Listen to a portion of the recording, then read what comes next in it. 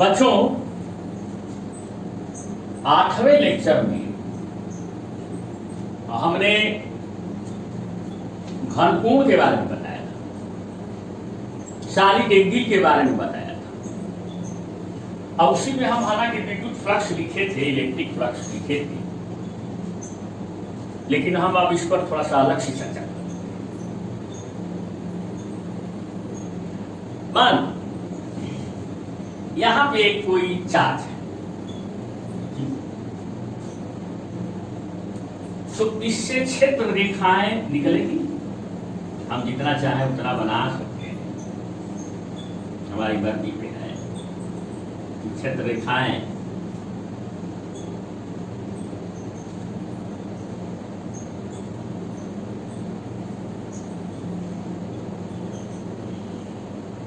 हालांकि बच्चों ये क्षेत्र रेखाएं केवल व्हाइट बोर्ड पे नहीं है, ये 3 डायमेंशनल है, त्रिविमीय है, ऐसे है, चाहे ऐसे अनंत आकाश में चारों ओर बिखरी।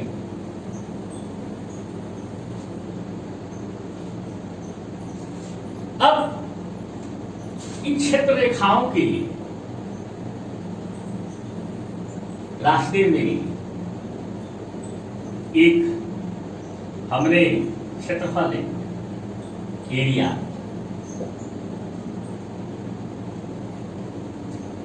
ये टेढ़ा मेढ़ा क्षेत्रफल। तो आप जानते हैं कि विद्युत क्षेत्र रेखा की जो दिशा है वो विद्युत क्षेत्र की दिशा को दर्शाती है, इलेक्ट्रिक फील्ड की डायरेक्शन को दर्शाती है। जैसे यहां पे आप बात करें तो यहां पे इलेक्ट्रिक फील्ड की डायरेक्शन यही है ई। अब इस एरिया पर एक छोटा सा यहां पे छोटा सा क्षेत्रफल दे एरिया है, जो प्लेन इस बिंदु पे जहां विद्युत क्षेत्र की तीव्रता हमने दिखाया है लगभग उस बिंदु के ही बराबर। तो इस क्षेत्रफल पर लंब हमने डाला। अब ये छोटा सा क्षेत्रफल है, इस दिशा में क्षेत्रफल का मान है dA, इधर हो गया क्षेत्रफल सदिश एरिया वेक्टर। अब आप इस छोटे से क्षेत्रफल से E डॉट dA निकालो, E डॉट dA डॉट अदिश राशि है ना, स्केलर है, इसलिए E डॉट dA भी स्केलर अदिश राशि। अब ऐसे ही इस पूरे संपूर्ण क्षेत्रफल को छोटे छोटे भागों में बांट करके और सबका ई डॉट ए निकाल करके और सबको जोड़ना। अब इसी में से कोई कहे क्या है, एक बार ई डॉट ए निकाल दिए। अरे भाई, इसके अलग अलग पोर्शन पे लंब अलग अलग डायरेक्शन में है, हम आपको बताए थे कैसे निकाल। ये एरिया समतल होनी चाहिए ना, तब ना आप उसको क्षेत्रफल सदिश के रूप में, प्लेन होना चाहिए तब ना क्षेत्रफल सदिश के रूप में दिखा सकते हैं। ये पूरा प्लेन तो है, समतल तो है नहीं। इसीलिए हमको छोटे छोटे भागों में बांटना पड़ेगा, और छोटे छोटे भागों में बांटने के बाद सबको जोड़ना पड़ेगा।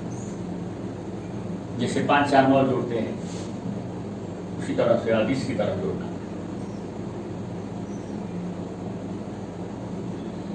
और सबको जोड़ देते हैं तो उसको ऐसे लिखते हैं, इंटीग्रेशन सरफेस इंटीग्रल, पृष्ठ समाकल। अगर इसको पूरे पृष्ठ का क्षेत्रफल ये है तो उसको यहां लिख देते हैं, आज इसको पृष्ठ समाकल।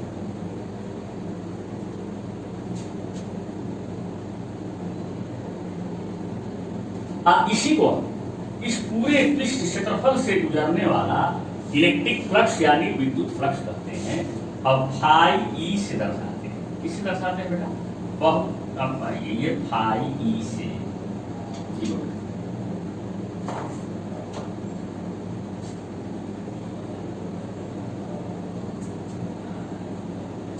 अब अगर ये बंद पृष्ठ है, त्रिविमीय आकाश में बंद पृष्ठ है, 3 डायमेंशन में,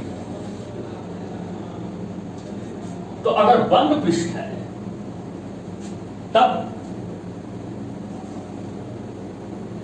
तब इसको हम ऐसे रख सकते हैं, ऐसे करके बीच में ऐसे गोला पाई बना देते हैं, गोला बना देते हैं, मैंने बंद पृष्ठ पर समाकल करना है, जोड़ रहे हैं ई डाल दी। तो ऐसे इसको फाड़ किया, इस पूरे बंद पृष्ठ से कि पृष्ठ क्षेत्रफल से गुजरने वाला विद्युत फ्लक्स, इलेक्ट्रिक फ्लक्स। हालांकि इस पर अभी चर्चा अधूरी है,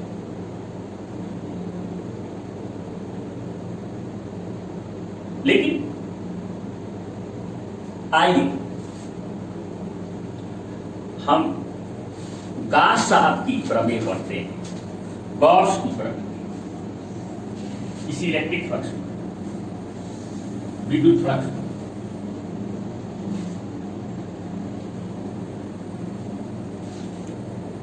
गॉस की प्रमेय या नियम जो भी कहें,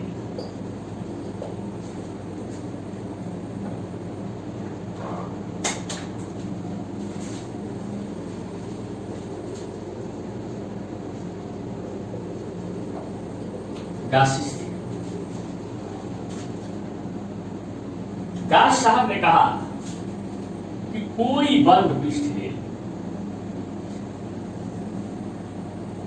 बंद पृष्ठ,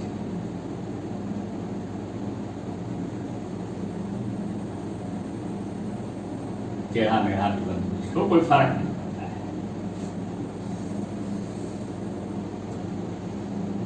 और इसमें अगर कोई आवेश है, कहीं स्थित है, कहीं भी स्थित है, मान लीजिए यहाँ पे स्थित है, इस बंद पृष्ठ में, ये बंद पृष्ठ त्रिविमी है, याद रखना, व्हाइट बोर्ड पर नहीं है, इसे पूरी तरह बंद, यहाँ पे स्थित है, तो इससे ये बंद पृष्ठ इसके विद्युत क्षेत्र में है, इस ट्यूब के विद्युत क्षेत्र में है,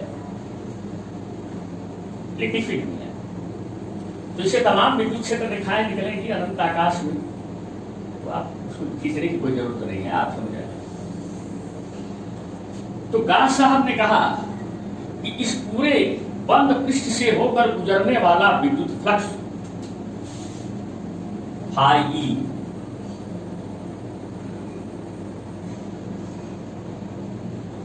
बंद पृष्ठ में स्थित आवेश बटा एप्सिलॉन 0 के बराबर, बटा एप्सिलॉन 0 के बराबर, ये गॉस साहब ने कहा। आप इसको ऐसे थोड़ा साफ साफ, थोड़ा और अच्छा लिखना हो तो ऐसे लिखिए, फाई ई बराबर बंद पृष्ठ पे इंटीग्रल, क्लोज इंटीग्रल जो है e dot d is equal to q by epsilon g, q by epsilon. आओ इसको सिद्ध करते हैं। चलो मान लो इस बंद पृष्ठ पर कोई बिंदु है, यहां पे मान, यहां थोड़ा सा ये रहेगा, क्या यहां मान लो ये बिंदु,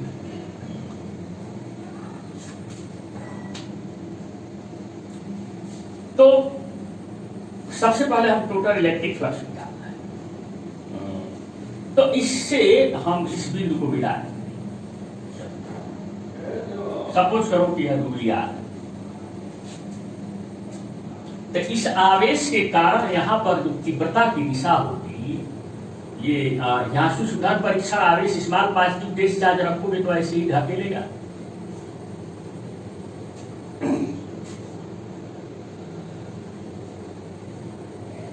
तो ये इलेक्ट्रिक विद्युत क्षेत्र के तीव्रता की दिशा की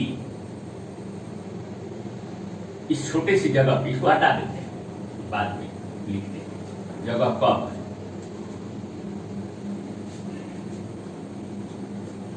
अब यहां पर एक छोटा सा एरिया ले लो इस बिंदु के पास, जो प्लेन, जो समतल, बिंदुवत, पॉइंटेड, एकदम सूक्ष्म, अनंत सूक्ष्म, इस पर लंब डालो तो इधर हो जा रहा है डी। सपोज करो कि यह जो एरिया है इसका वैल्यू डी ए है,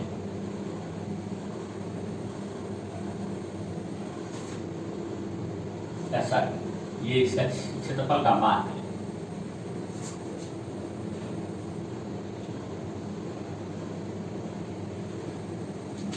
अब एक ये ई डॉट डी ए निकाल,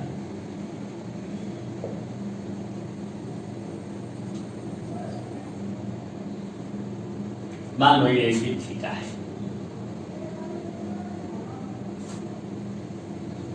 कितना होगा ई का मान ई, डी ए का मान डी ए और कास थीटा।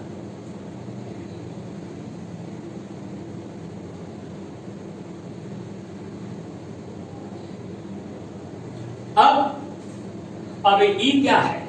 इस आवेश के कारण इस बिंदु पर विद्युत क्षेत्र की तीव्रता का मान है। अगर ये निर्वात या वायु में है, एयर और वैक्यूम में है, तो इसका मान क्या होगा बच्चों? 1/4 pi epsilon 0 Q by R dA cos theta. ठीक है, dA का थीटा। अब ये Q/4 पाई एप्सिलॉन 0 एक साइड कर दो और dA cos theta upon R square इधर। यहां तक तो कोई भी लिख लेगा।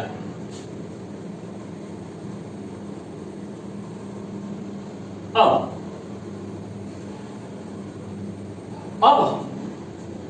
ये जो लाइन खींचे हो ना, ये Q से यहाँ पे इस बिंदु तक मिला करके जो लाइन खींचे हो, इस पर लंब दिशा में एक अनंत सूक्ष्म क्षेत्रफल ले।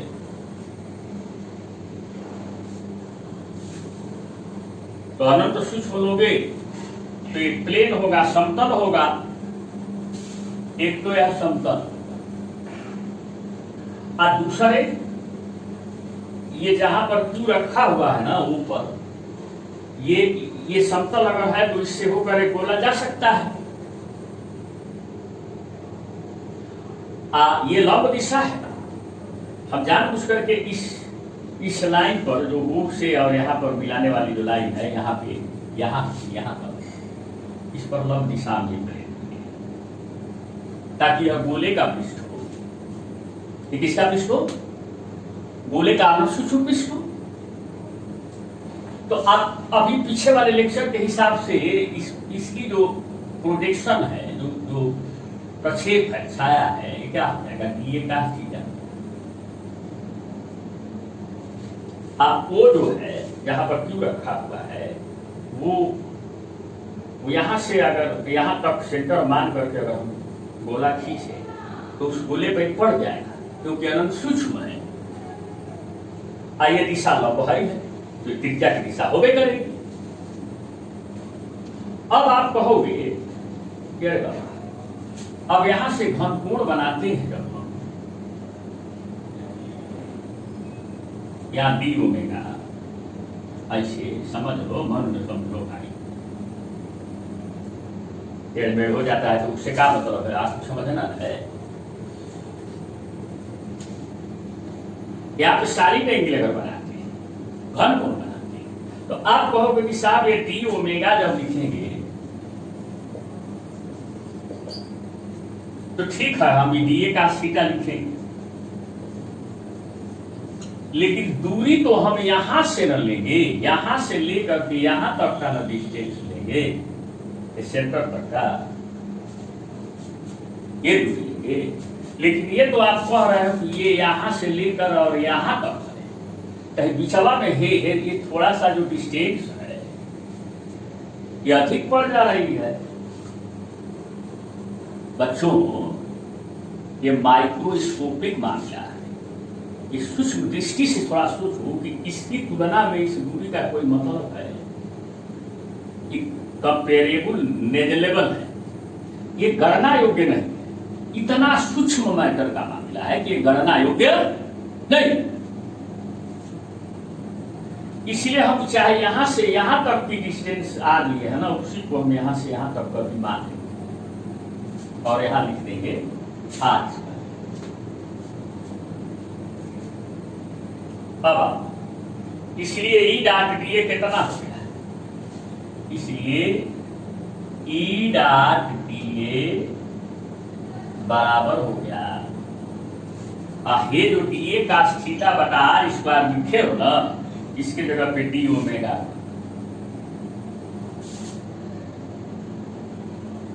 क्यू अपान 4 पाई एप्सिलॉन 0 डी।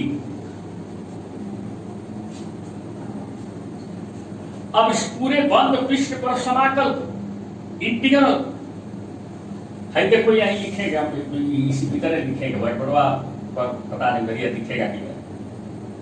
तो बंद, इसलिए बंद पृष्ठ पर समाकल ई डॉट डी ए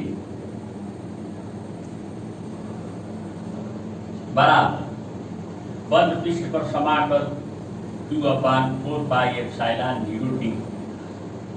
अब ऐसे ऐसे छोटे छोटे पार्ट में तमाम क्षेत्रफल इस पे लोगे तो हर क्षेत्रफल का एक घनकोण का छोटा छोटा पार्ट मिलेगा, सॉलिड एंगल का डी होगा, और सब में क्यू बटा 4 पाई एप्सिलॉन 0 रहेगा। तो क्यू बाई 4 पाई एप्सिलॉन 0 काम हो जाएगा। और जोड़ो को किसको? छोटा छोटा D omega D omega D omega D omega चारों को जोड़ना पड़ेगा।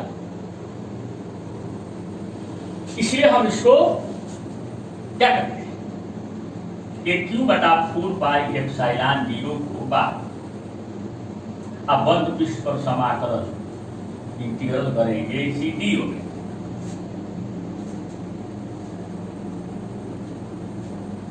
अब बताओ, हमने कहा था ना कि एक चक्कर में चाहे टेढ़ा मेढ़ा भी पृष्ठ हो चाहे गोला, टोटल घनकोण जोड़ोगे, टोटल सॉलिड एंगल जोड़ोगे तो कितना आएगा? 4 पाई। तो ये हो जाएगा क्यू अपान 4 पाई एप्सिलॉन 0 इंटू 4। तो 4 पाई से 4 पाई कट गया, तो क्या मिला? क्या मिला जी? इसलिए बंद पृष्ठ पर समाकल ई डॉट डी ए बराबर, ये बच गया आपका क्यू अपान एप्सिलॉन, या इसी को हम फाई ई करें, बंद पृष्ठ पर समाकल इंटीग्रल करेंगे ई डॉट डी ए बराबर क्यू बाई एप्सिलॉन। अब बच्चों ये राशि बढ़ गई, आगे बताएंगे कि क्या इसके लाभ बने।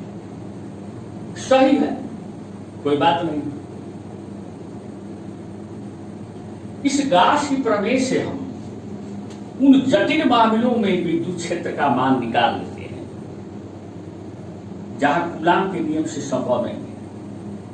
हालांकि इसका जो हम डेरिवेशन दिए हैं, व्युत्पत्ति दिए हैं, ये कूलाम के नियम से ही दिए हैं, क्योंकि कूलाम का नियम गास के नियम से पहले आया था।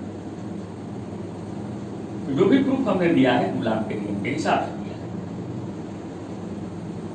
ठीक है बच्चों, इसके अगले वाले लेक्चर में हम आपको गासियन सरफेस के बारे में बताएंगे, गासियन पृष्ठ के बारे में बताएंगे, और देखेंगे कि इस गास की प्रमेय का किन किन मामलों में, किन किन जटिल मामलों में उपयोग होता है। तो बहुत बहुत धन्यवाद।